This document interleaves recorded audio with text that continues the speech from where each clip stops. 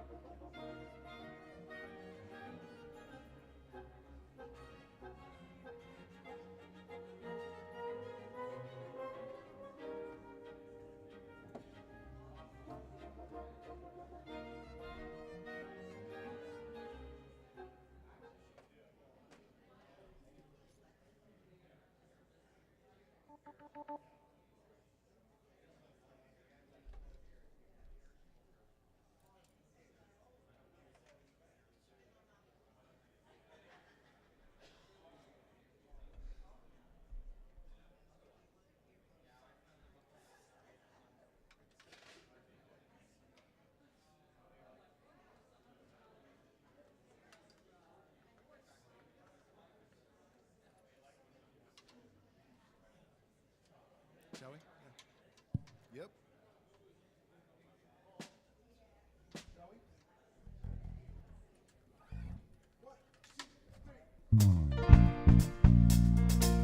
Good morning, good morning, good morning. So good to see all of you this morning. We'd like to invite everyone to please stand as we sing our opening song. And won't you please welcome, she's here with us for the very first time, Miss Avery Summers. Good morning. The one and only. And I think you know Reverend Paul, right? And won't you please welcome on the stage, helping us out this morning, Mr. Gary Johnson. Yeah.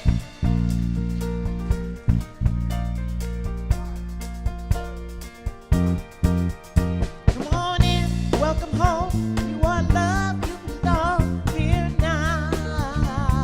No matter where you've been, come on in. Love, you belong here now. No matter where you've been, come on in.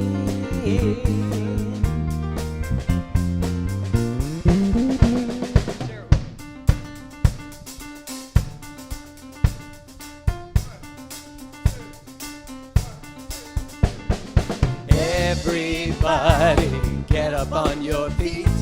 See the light in everybody you meet. Everybody get up on your feet. See the light in everybody you meet. Let us be reminded of who we come to be. We are one, we are one big family. Yeah, hey, yeah, yeah. Hey, hey, hey, yeah, yeah.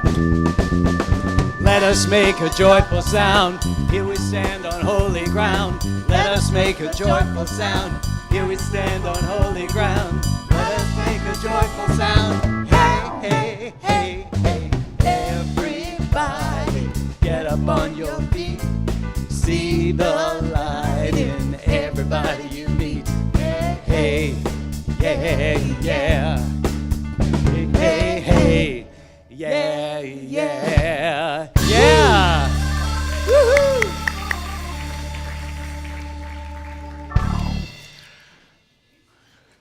Good morning. Happy Sunday.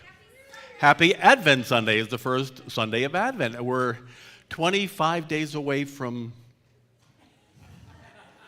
can you believe that? It's astonishing.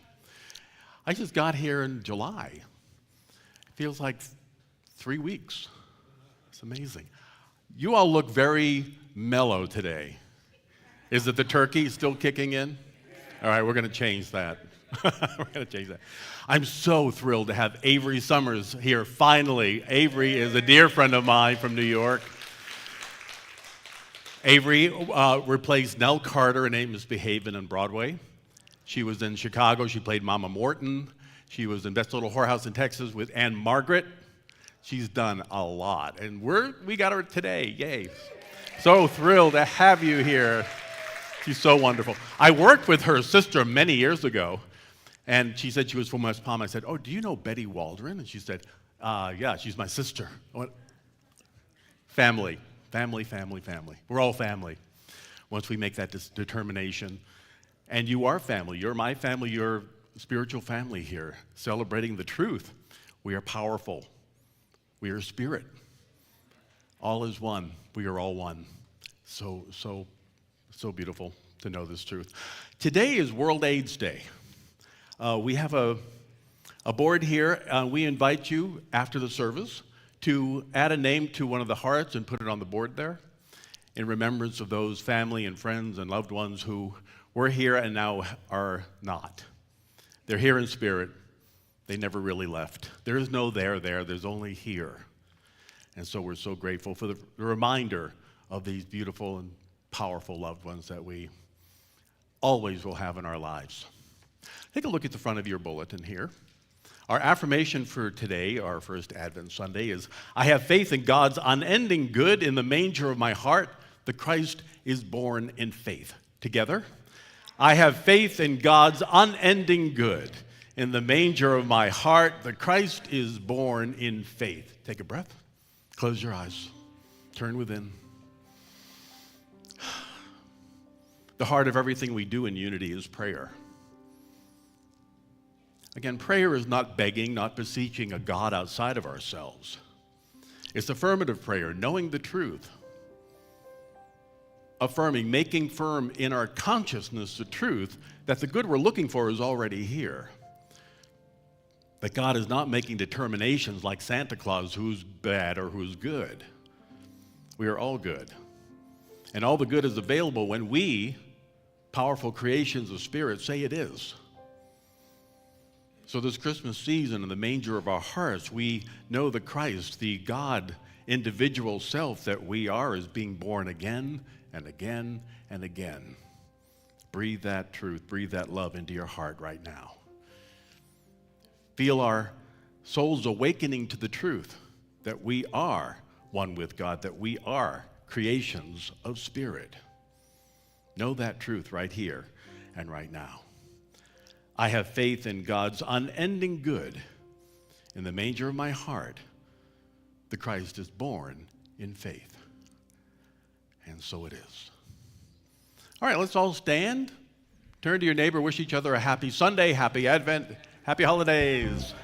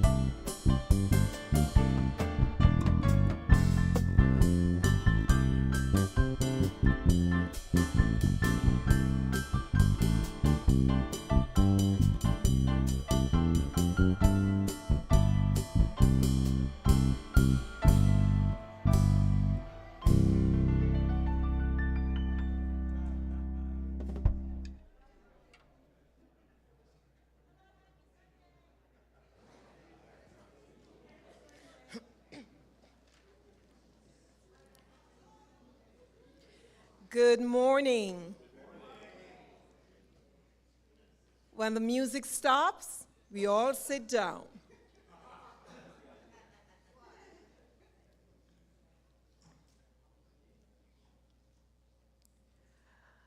Is there anyone joining us for the first time? Welcome to Unity. Welcome, welcome. Welcome. I am Sharon Thomas. My name is Sharon Thomas. Unity has been my home ever since I stepped into Unity of Fort Lauderdale over 21 years ago.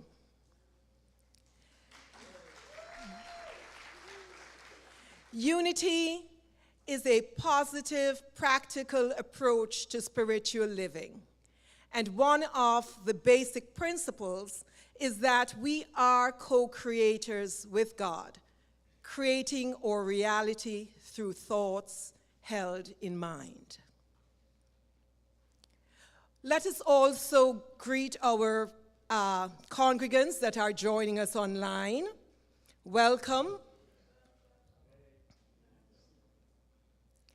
And our morning services would never be the same without our music, led by our music director, James McCoy, and his team. Thank you, Sharon. Good morning. Won't you please welcome with us once again at the piano and the keyboard, Mr. John Rose, and at the drum set, Mr. Jeff Renza. And you met our featured soloist, Miss Avery Summers. And I have to apologize, Gary. I don't know why I called you Gary Johnson, the Libertarian candidate for president in 2016. I don't know what that's about. It's Gary Stevens. My apologies. And we have a song from Louis Armstrong this morning and a song from The Wiz. So there you go. Thank you, James. And as I give you the community updates, please, if you miss the date or the time, you will be able to find those in your emails, in the happenings, as well as on our website.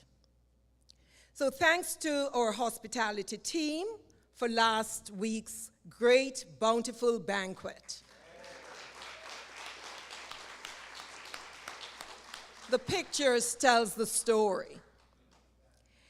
And we'll be having phase 1 opening of the Unity Store, our new book and gift shop. Thanks to all for our teddy bears. Our goal is still to have 127 bears, but we still have 2 more weeks to collect those. So please keep on bringing them in. And just a little note, 12 inches is the minimum size that we'd like to have.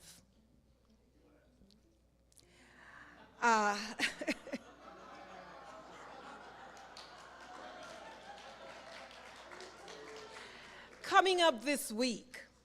She meant of bears. My God, we're in church. I just have to say, it's really kind of encouraging to see some Care Bears around here. So some of you are dating yourselves, but that's okay because I get that too. So, sorry, Sharon, go ahead. Today, December Power Hour started, and you can sign up for the rest of the month. This Tuesday will be the final gathering on the 4 agreements. And on December 4th, the book club online will be at 7 p.m. Coming up, Saturday, December 7th, Unity Women will meet at 10 a.m. Saturday, December 14th will be the men's group. And on Tuesday, December 24th, we'll celebrate with our Christmas Eve candlelight service at 7 p.m. Then the Burning Bowl, the Whitestone service on the following Sundays. And December 30, Black Moon Sound Healing with Reverend Darby at 7 p.m. Our Advent theme for today is faith.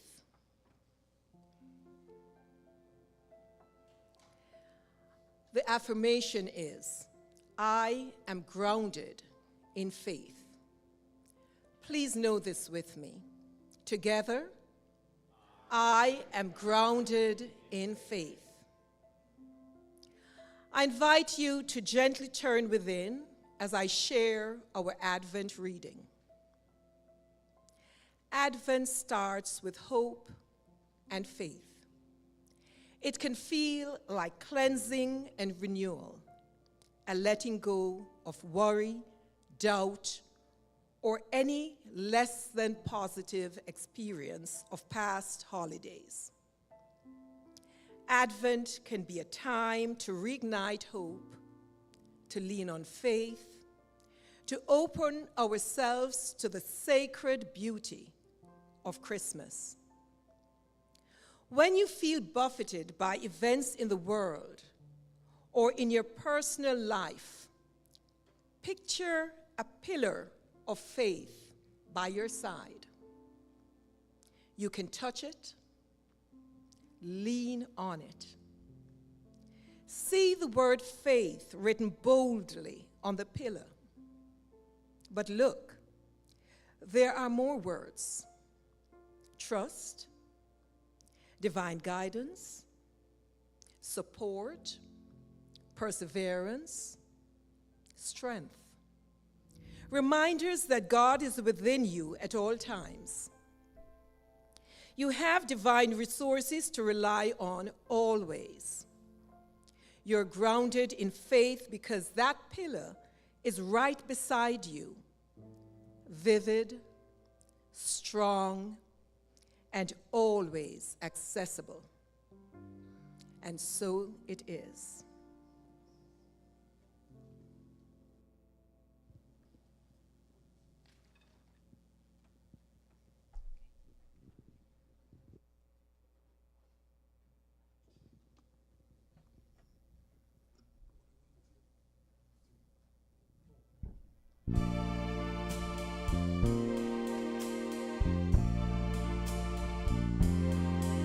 I see trees of green, red roses too.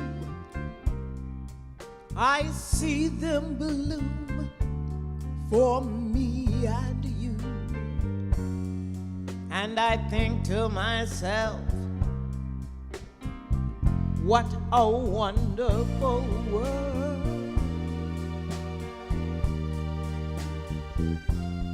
I see clouds of white, skies of blue, the bright blessed day, the dark sacred night. And I think to myself, what a wonderful world.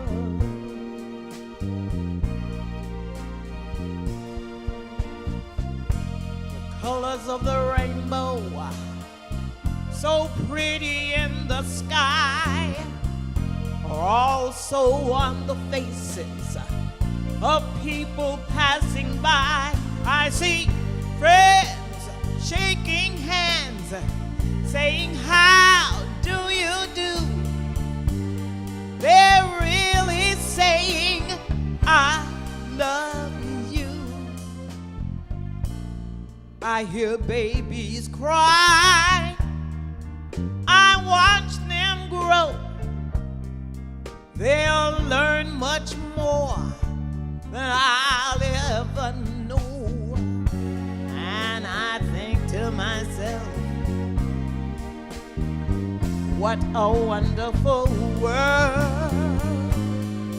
Oh, I think to myself, what a wonderful world.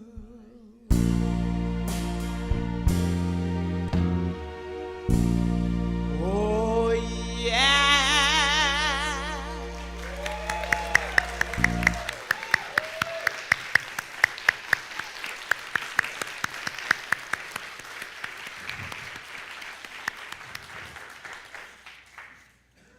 Thank you, Avery. Is she wonderful? You are so wonderful. So much heart. Wow. Thank you for being here, Avery. Yay. Well, again, happy Advent. I grew up in the Baptist church, and we didn't celebrate much of anything in the Baptist church, really. Just Christmas itself, and barely. I didn't really know that much about Advent or what it meant until I got into seminary. Back in the early days of the Christian church, the first couple of 100 years, Advent was a time of penance, of releasing the old ways and embracing love and forgiveness as new Christians. Centuries later, Advent became about preparing for the second coming of Jesus, which inevitably led to disappointment because he didn't come to his birthday party on the 25th that year or the year after or the year after. He hasn't shown up yet. Today, unless he was on TikTok or CBS Sunday Morning or on Oprah's special, you wouldn't know he was here. And even then, they would doubt. The word Advent means to come forth, to arrive. The Latin word is the expectation of the Christ coming back, which excited them until, again, one more time, he did not show up. An adventure is to seek excitement, to be open and receptive to something new coming forth. These 4 weeks before Christmas are an adventure in the coming forth of the good we've been looking for the whole time we've been on the planet. And to what degree we have been disappointed that our good doesn't show up over and over again in the way that we were hoping it would, and just inevitably doesn't really show up. So this is a season of expectation, but what are we expecting? What are we thinking is going to happen? This week is the first of our Advent Sundays, hope and faith. They appear to be the same thing, don't they? Hope seems to be a little weaker of the two. Gee, I hope I can use my damaged leg again. The doctor's not too sure. Or I hope there's a second date. In Fort Lauderdale, that doesn't seem to come forth. I hope I get a raise at work. And when the leg doesn't work the way we want it to, or the person doesn't call for a second date and the money doesn't come, we are inevitably disappointed, or really disappointed, that the good we're looking for just doesn't seem to be here. Hope says, I believe it's possible, but I'm not really sure that it's going to happen. Faith is a spiritual fuel behind hope. My leg is in perfect divine order right now, and it's being healed now, and the healing is happening. How it's going to look, we'll find out. But the healing is happening. If there is no second date, then that person was not the right and perfect person for me, and that person will show up eventually. If there's no raise, then the right and perfect work or the additional financial opportunity is being revealed to me. Hope is the thought or the idea that we get of the unfolding good. Faith is the spiritual power bringing it through to you in the right and perfect way. We understand the difference? Hope is the idea. Faith makes it come forth. Back in 2020, I saw an evangelical leader on TV say that he didn't wear a face mask because he had faith that God was protecting him from the COVID virus. But then he got COVID, and he died from immune system complications. So where was his faith? Was that faith? Before he made his transition, he said, I regret not getting the vaccine, and I told my family that they had to get vaccinated now. What he had was hope. He hoped that God was exempting him from getting sick if he got the virus. Faith in our new thought tradition is a spiritual faculty that we all have that reveals truth to the awakened consciousness, to our awakened minds. Faith says we are spiritual beings living in a spiritual universe governed by spiritual law, that everything within us is unfolding because we are spiritual beings. We're not merely human. We are ultimately spirit created by God. That is the true identity of who we are. Right now, we're fully human, fully divine.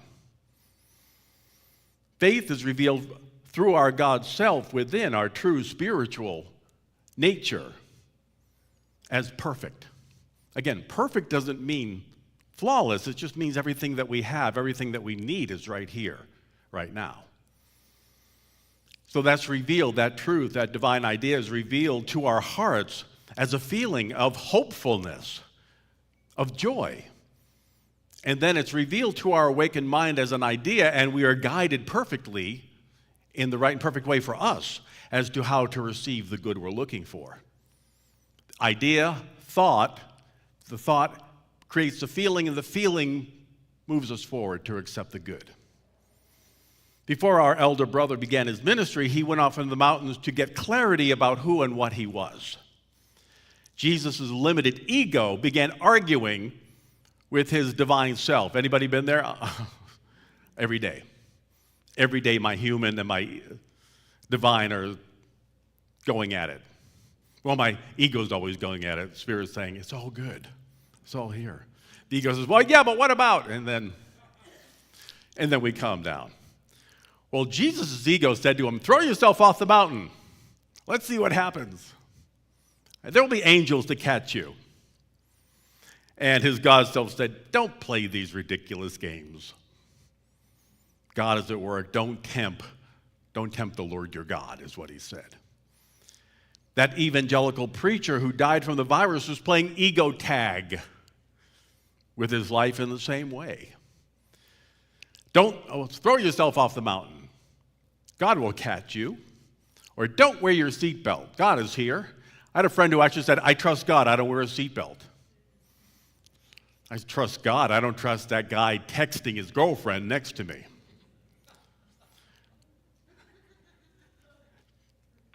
Don't take steps to diminish the virus. You're doubting God. God is here. You can handle that rattlesnake, right? Thank you. Oh, ow. Thank you, God.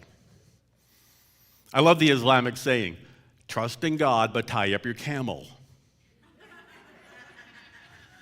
I trust God. I'm not sure about you.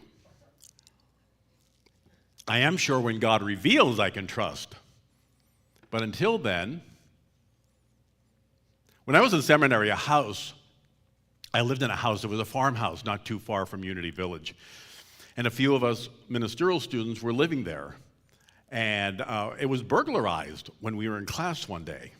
My two fellow classmates were robbed of money and valuables like jewels, but my room was untouched. This led to a discussion the next day during our metaphysics class. My fellow classmates were asking, we were debating, well, why wasn't Paul's room vandalized? Was Paul's consciousness ahead of the other two? Was Paul prayed up, as we like to say in Unity? What did the other two do to bring that, to draw that to themselves, and it didn't happen to Paul? Well, finally, they stopped the discussion and asked me. And I said, the reason why I wasn't vandalized is because I'm from New York and we lock our doors.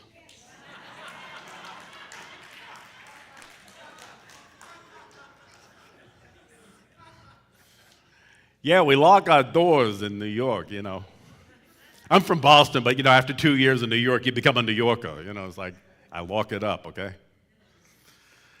I always have faith that God is at work in me, but I'm not so sure about the other person, so we do what we're led to do. Spirit said, lock the door. So I said, I'm locking the door.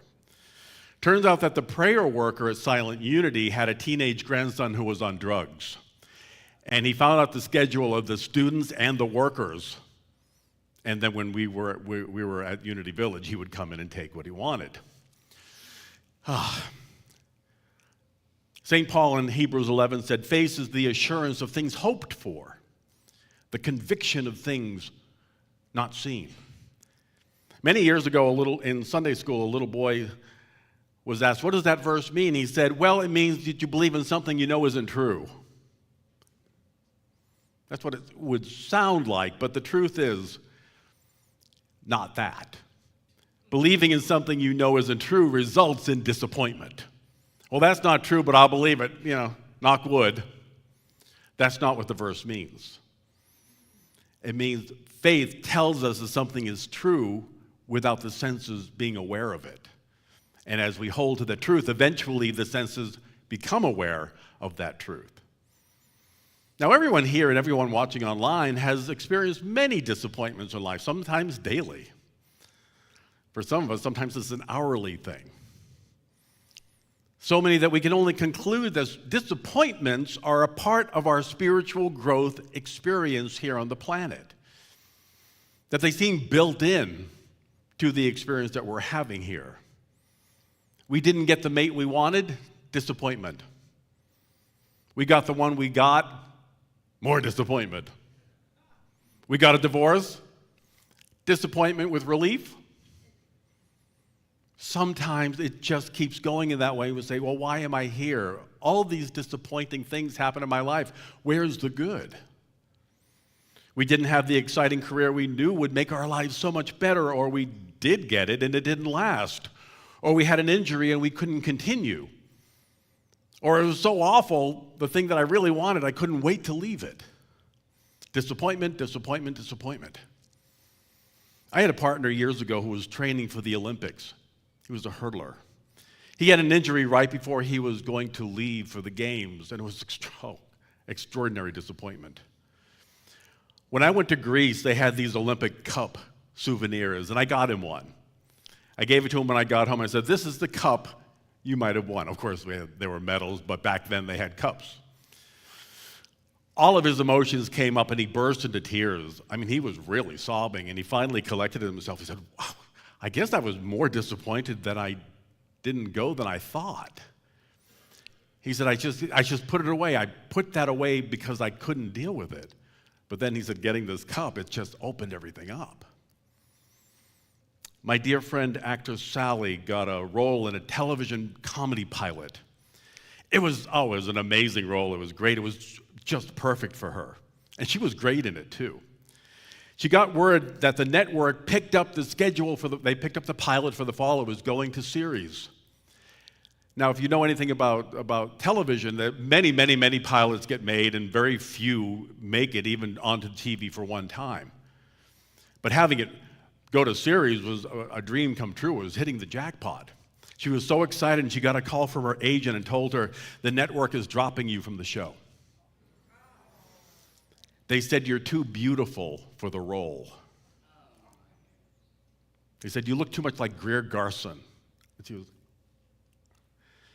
So they had to refilm all the scenes she was in. The rest of the company was there, but they refilmed the scenes she was in for the new pilot.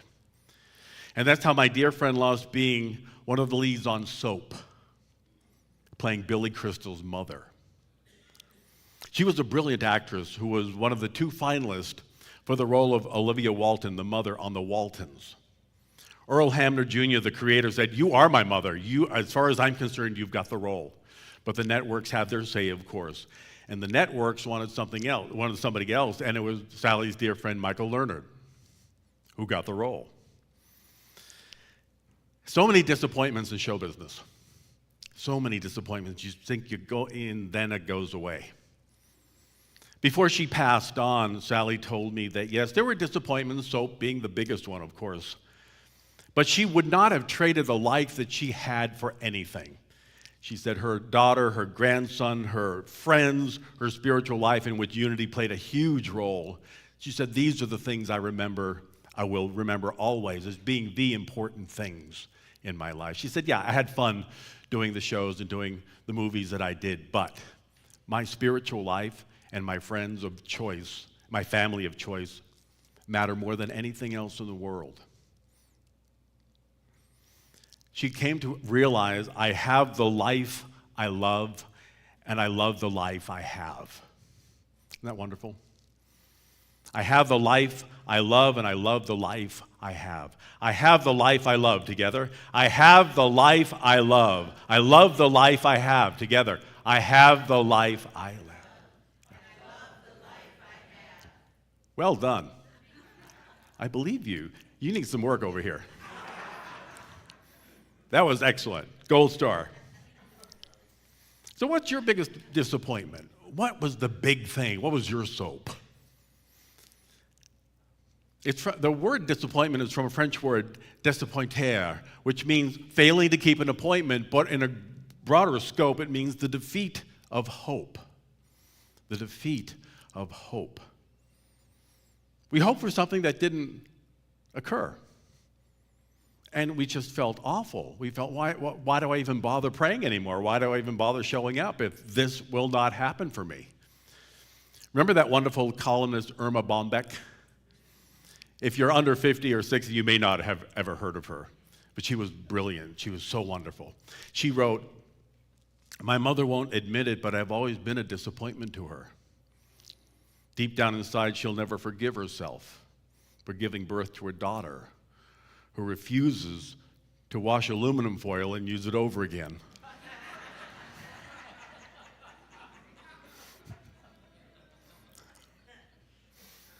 She also wrote, "I'm at that age where I chipped my tooth on cottage cheese."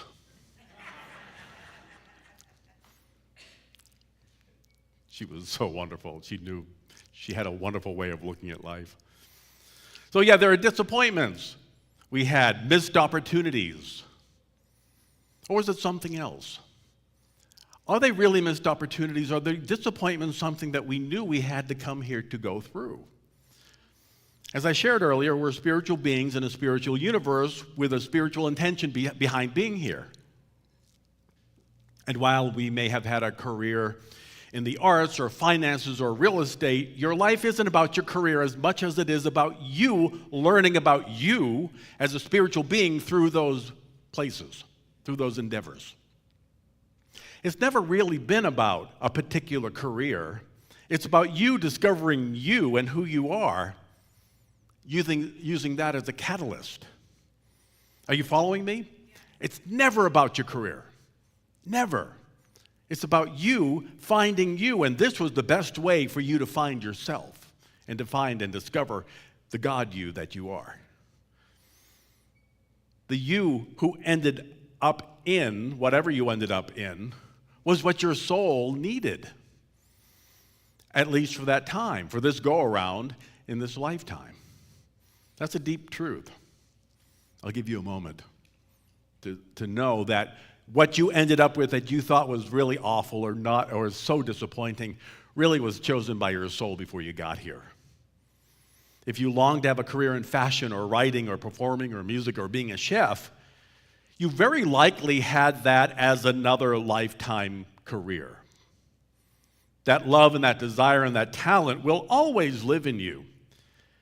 And you'll do it again in another incarnation, in a different way perhaps. But for this lifetime, you chose another pursuit because your soul needed that for growth. It may have been a temporary gig, or you may be doing it now for 30, 40, or 50 years. It doesn't matter. Your soul needed that to reveal you. It's always been about your spiritual growth. Everything, your career, the person you're with, your animals even. It's about you growing spiritually and remembering your power as a spiritual being. Now, you may have been married a couple of times or a number of times and had a bunch of kids, or maybe you only had one. Or you may be what one not very evolved candidate called a childless cat lady. Like that's an insult, right? Childless dog man. Yes. But that's a soul choice. Your soul knew before coming here that your husband, your kids, your family, your friends, your dozens of cats or dogs were going to be some of your greatest teachers. How is your ex your greatest teacher? Breathe. Breathe that truth in. You chose that man or woman for a reason, even though they're not here with you anymore. You chose them for a reason, at least to say, this is what I don't want in my life. I deserve better than this. And so do they.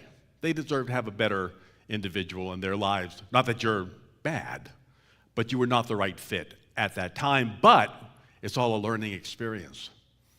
How is this person a great teacher to me? How is my coworker, that really difficult one, how are they a great teacher for you? Because they give us an opportunity to love over and over and over again. The other night I saw a documentary on the director-choreographer Jerry Robbins. He directed West Side Story and Gypsy and Fiddler on the Roof. He had a dear friend who was married to George Balanchine, and she was his first ballerina for the New York City Ballet, and they were going on the European tour as a company. It was 1956, and they all lined up, the dancers all lined up for the new vaccine that was for polio, the new polio vaccine. Well, this woman refused to take it, and she contracted polio while they were in Copenhagen. She got sick, and she was in a wheelchair for the rest of her life.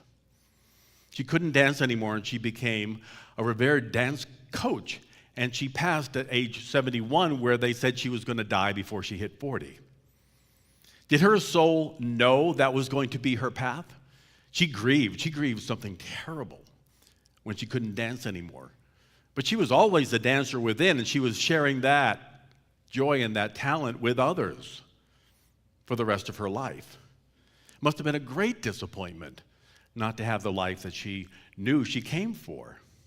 But she remained a dancer in her soul, and she helped others discover that love within them as well. I've counseled many people through the years who have been very disappointed in not being able to find a mate, or at least the right one. And what was the problem with them? Paul, tell me what is wrong with me that I can't find somebody? Or why was God not willing to bring them forth after praying for so many years? Okay, here's a hard truth. We ready? If you don't have a mate, a spouse, a girlfriend, boyfriend, and it's been years that you've been looking, there's a big possibility that at heart you really don't want one. And that's okay. That's okay. You can have a family of friends, of people that you love, people here. Your pets are a family, of course. Some discover the hard way through many husbands and many wives and many partners that they just aren't cut out to share their lives or their homes with others, and that's fine. In my meditation time, I've received that disappointments are the feelings that we have when the ego thinks this person, this job, this career, this amount of money, this kind of lifestyle will finally make me happy. No, none of these things will make you happy. We have to be happy within ourselves. We have to be joyful in ourselves if these things are going to pour forth. And when it doesn't transpire in the way that we think it should, it can be terribly deflating and painful not to receive all that cool stuff. We didn't come from the other side to take on this body for the ultimate goal of having cool stuff. That's really not why we're here at all. It can be temporary fun, of course, nothing wrong with it. But it's not why we came here. We came for a century, more or less, to demonstrate the power of love, to celebrate our creativity as either a professional or just because we are creative beings and we have to create. We came to be family for each other, whether through marriage or through bloodline or through our church or our spiritual center or through the family of friends that we choose, which are sometimes even more powerful than the family that we were given.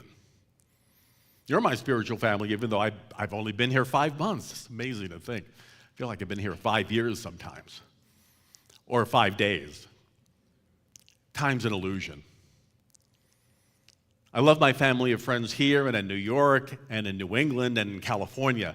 My soul loves theater and always has and always will. I always think of myself as a theater professional as well as a minister. I love ministering, and I can't imagine my life without doing this. This is the best life ever. It's so wonderful. So in ministerial school, about a year into my studies, I woke up one day feeling very sad. I was grieving, and I wasn't really quite sure why I was grieving. And it came to me in meditation, I was grieving the loss of myself as an artist.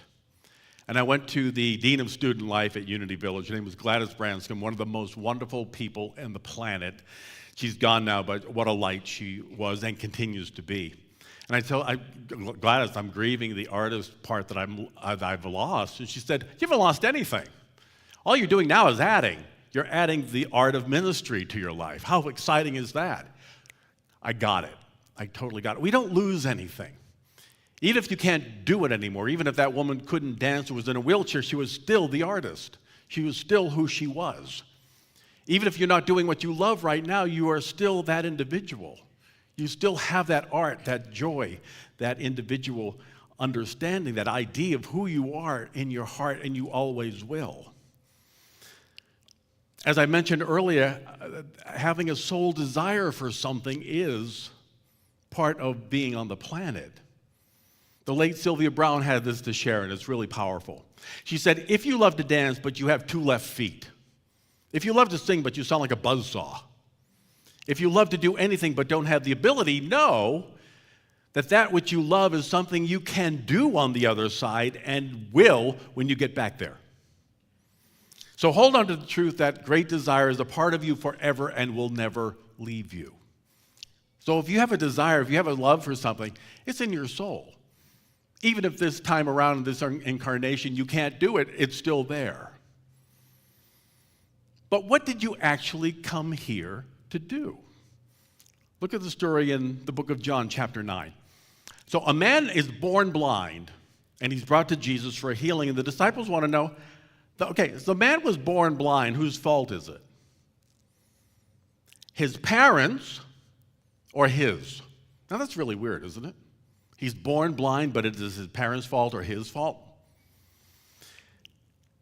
the Christian editors of the Bible attempted to take out all references to reincarnation.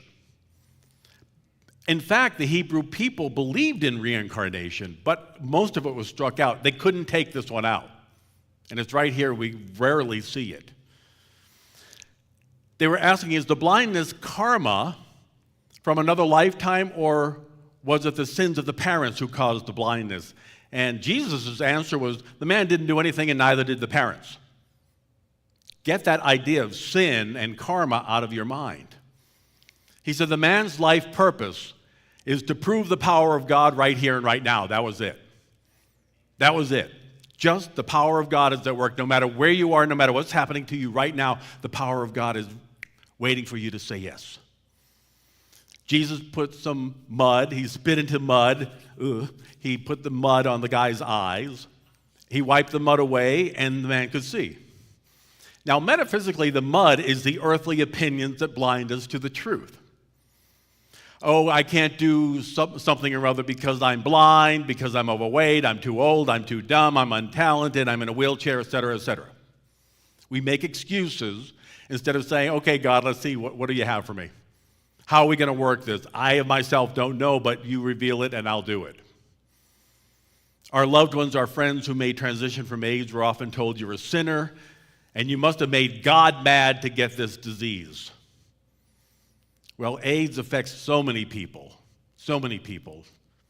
children and elderly as well, and many died. Those who made transition from AIDS were astonishing and brave individuals. They were angels. They were advanced souls who came here to teach us to love. They were and now and always will be those who were living at another place, another evolved state of being, whether they knew it or not. They came here, they volunteered before they came here to teach the planet about love. They sped up to a higher consciousness of love and compassion in ways that we still are not completely aware of yet. No matter how they passed, no matter the pain they experienced, their lives were not in vain. And their journeys brought us love and continues to do so. Your life today may be filled with pain, disappointment, regret, fear. So many are wondering still, why am I here? Why am I still in this body? Why haven't I left yet? Well, you're here to get clear that you have so much more life ahead. There's so much more waiting for you. The disappointments are lessons that the best has not yet unfolded. You have so much fun left, so much more joy in learning about who and what you are as a spiritual being. We remember my life plan was chosen by me before I got here because you thought I can handle this and I'm going to thrive no matter what. Someone very wise once wrote, what screws us up most in life is the picture in our own heads of how it's supposed to be. This is how I imagine it's supposed to be, and if it doesn't work that way, then why am I even bothering? Disappointments come and go. What's in your heart and not in your head is where the true joy lies. So I invite you to close your eyes. Breathe into your heart. Yeah, we all have disappointments. But again, they're pointing the way to where you in your life can be if we let go and let Spirit do the work. The hope of a wonderful life is right here. Faith says go for it. We let go and listen to our hearts. Breathe in. Let go. Allow Spirit within you to reveal, here's my life plan. Here's my life path right now. That which I thought it was only a step in the direction of my true life. So much more good is waiting.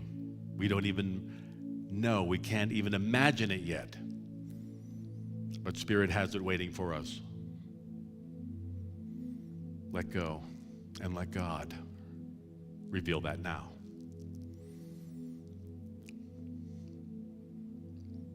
I invite you to go through your body. If there's any pain or discomfort, breathe light and breathe love into that area.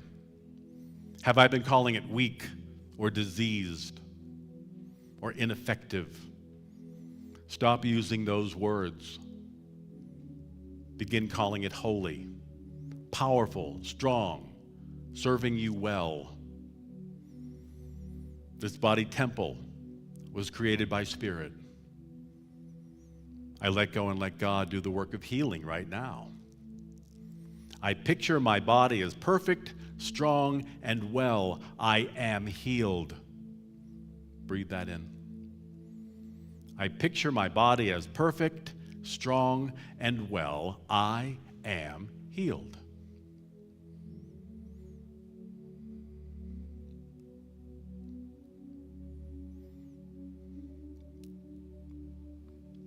The unfolding good of God is always here.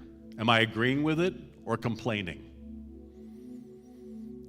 Am I talking all day long about what has not shown up yet, or am I excited about what is unfolding in my life, even if I don't see it yet? I have faith that God is at work right here, right now. I picture my life as abundantly blessed in every way. I am prosperous and successful. I picture my life as abundantly blessed in every way. I am prosperous and successful. Get excited about that truth. Feel the joy rising in you as you hear the truth in those words. Let it flow forth to reveal divine ideas of success, of good, just for you in your own perfect and right way. I picture my life as abundantly blessed in every way. I am prosperous and successful.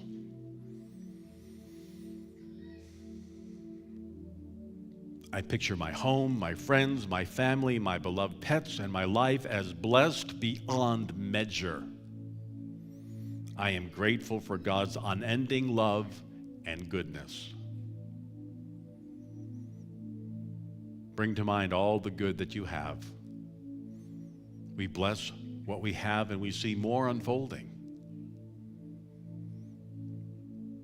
I am grateful for God's unending love and goodness.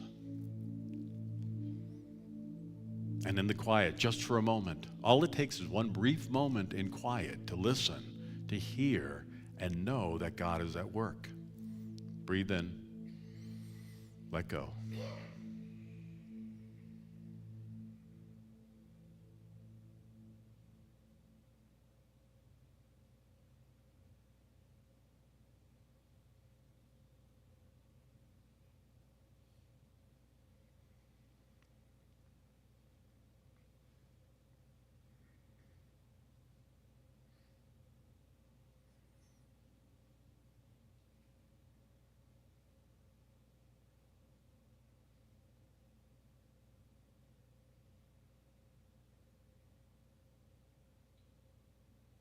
Take a breath.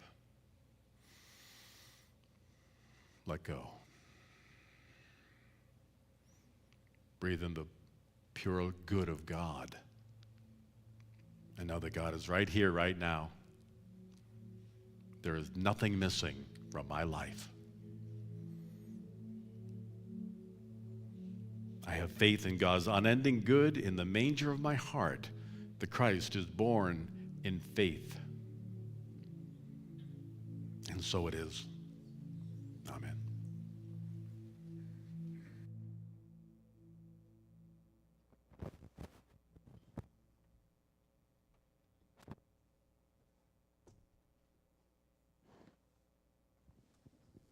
We're now at the time in our service when we have the opportunity to give to support our spiritual home. As we give, so shall we receive, pressed down, shaken up, and running over. There are many ways to give: credit cards, check, and we have a QR code that you can also use.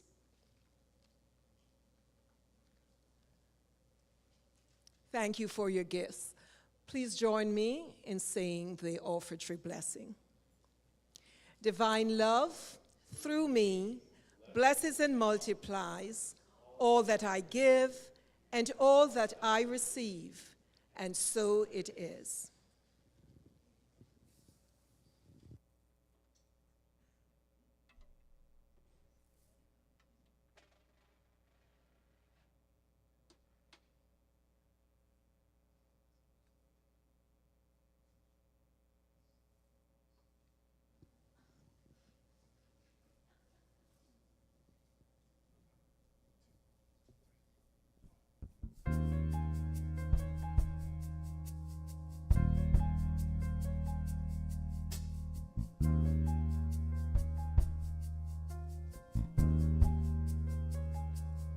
If you believe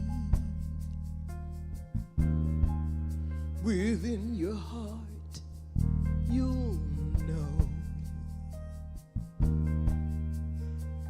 no one can change the path that you must go.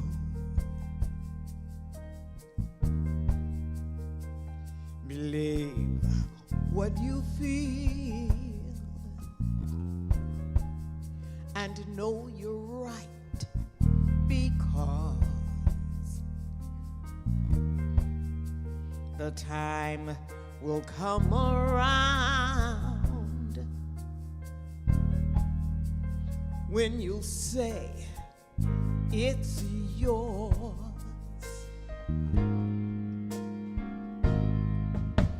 Believe there's a reason to be. Believe you can make time stand still. And know from the moment you try, if you believe, as I know you will,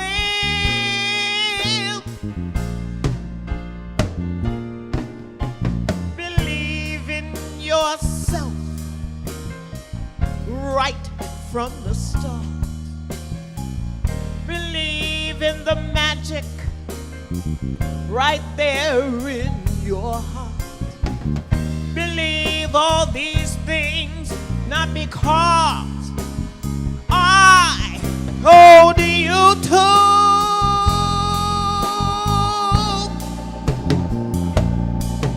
but believe in yourself. Come on, believe in yourself. You must believe in yourself as I believe in you.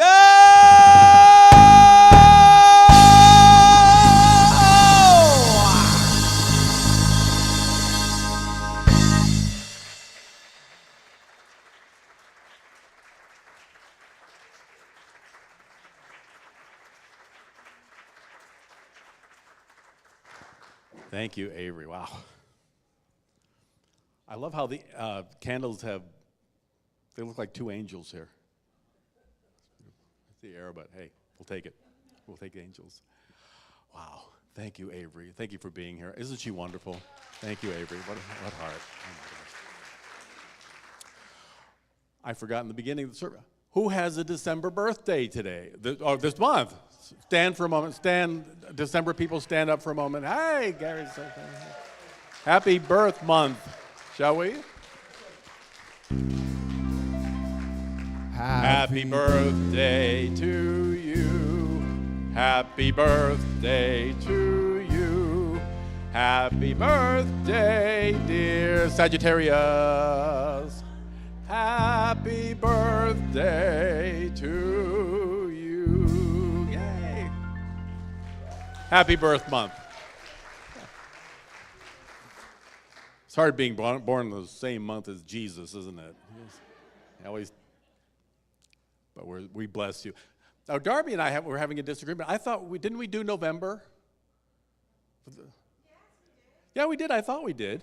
Yeah, we did. Thank you. I thought, and Darby said, no, we didn't. I said, yeah, I remember. Anyway, happy birthday, Scorpio 2. If we can go back and consult the Unity of Pompano Beach YouTube from the first Sunday in November and Roll the tape. check. Exactly. So please go over to Friendship Hall afterwards. We'd love to see you and chat. And stop in the new Unity store and take a look. We've got some really fun things happening there. Thank you, Diane and Darby. We had such a great time this week putting it all together. Let's close our eyes one more time before we move forward to the rest of our day, the rest of our week. How wonderful to know that, disappointments really, they hurt. But remember that disappointments are only a guidepost to saying, not quite yet, but you're getting there. It's unfolding. The good you're looking for is looking for you. We are now open and receptive and have faith that God is at work. We let go of how. How is not up to us. But the truth is, it's here, right now. Breathe that truth in and let go. In this awareness, let's affirm together our prayer for protection. The light of God surrounds us. The love of God enfolds us. The power of God protects us. The presence of God watches over us. Wherever we are, God is, and all is well. And so it is. Let's all stand, join hands, and sing, "Let There Be Peace on Earth," and let it begin with me. Let's all sing. Let there be peace on earth, and let it begin with me. Let there be peace on earth, some peace that was meant to be.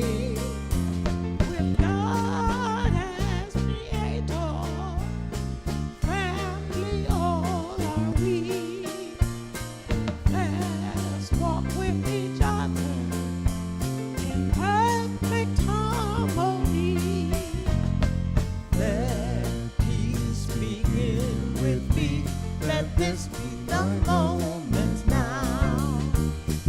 With every step I take, let this be my joyous vow. To take each moment and live each moment in peace eternally. Let there be peace on earth, and let it begin with me.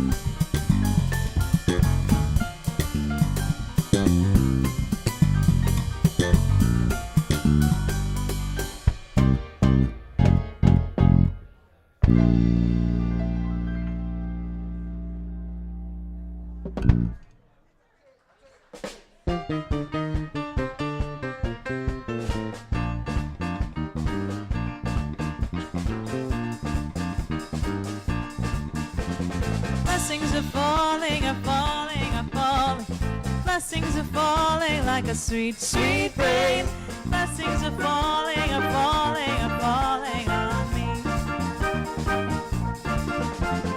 Beauty is falling, is falling, is falling.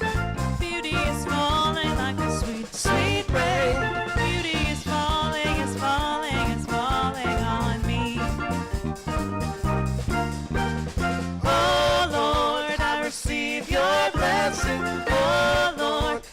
receive.